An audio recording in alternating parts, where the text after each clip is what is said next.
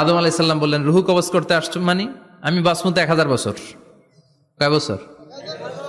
মালাকুল মউত বললেন, না না, ওই যে আগের কথা স্মরণ করেন, আপনি 60 বছর দিয়া দিছিলেন। কয় না, আমি দেই নাই, আমি আরো বাঁচুম, আরো 60 বছর পাওনা আছি, আমি দেই নাই। মালাকুল মউত বললেন, আপনি দিয়েছেন? আদম বলে, দেই নাই। মালাকুল মউত বলে, আল্লাহ ঘটনা দেখেন, দিয়া কয় দেই নাই। আল্লাহ কয়, থাক, কথা কইস না, আয়া পড়। সুবহানাল্লাহ পড়েন।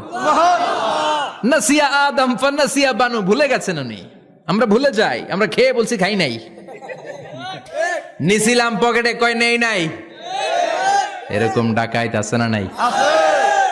নাসিয়া আদম ফানাসিয়া বানু। বিশ্বনবী বললেন, আদম ভুলেছে তো তার সন্তানরাও ভুলে যায়।